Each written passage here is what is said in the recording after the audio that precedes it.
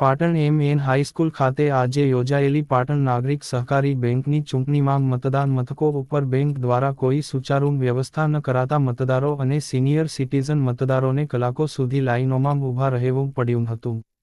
પાટણના જાગૃત નાગરિક મનોજ પટેલે આગામી ચૂંટણીમાં બેંકના ચૂંટાયેલા સભ્યો તેમજ બેંક દ્વારા આગામી ચૂંટણીમાં સભાસદો માટે સુચારુ આયોજન કરવામાં આવે તેવી માંગ કરી છે. ખોટા ઓળખ કાર્ડ મુદ્દે થયેલા 1-2 બનાવ બાદ શાંતિપૂર્ણ માહોલમાં ચૂંટણી સંપન્ન થઈ હતી. પાટણ નાગરિક સહકારી બેંકની આજે 15 ડિરેક્ટરો માટેની ચૂંટણી એમ.એન. હાઈસ્કૂલ ખાતે યોજવામાં આવી હતી.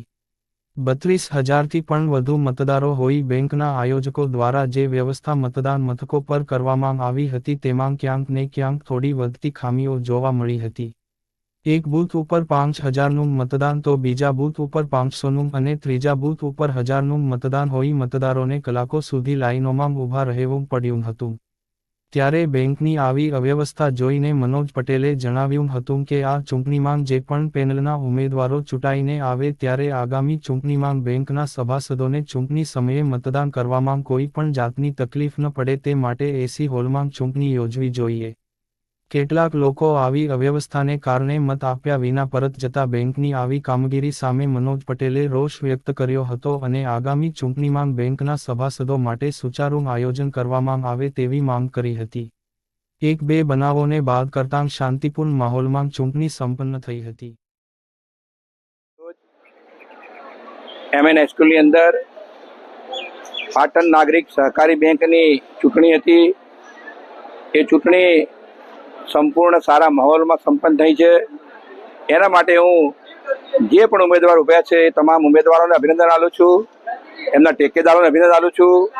જે પ્રમાણે લાગતું હતું કે કંઈક ને કંઈક અણબનાવ બનશે, કંઈક એવી ઘટના બનશે કે જેના કારણે સમાજ વચ્ચે અથવા તો સભા વચ્ચે કંઈક બંદૂક થશે, પણ ખરેખર બધા જ લોકોએ સંયમ રાખ્યો છે.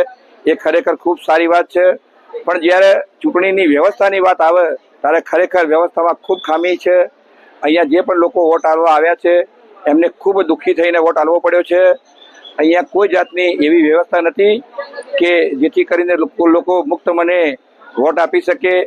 અહીંયા જે પ્રમાણે વ્યવસ્થા હતી, કોઈ જગ્યાએ 5,000નું વોટિંગ, કોઈ જગ્યાએ 10,000નું, કોઈ જગ્યાએ 2,000નું, ખરેખર આ અસમાનતા હતી.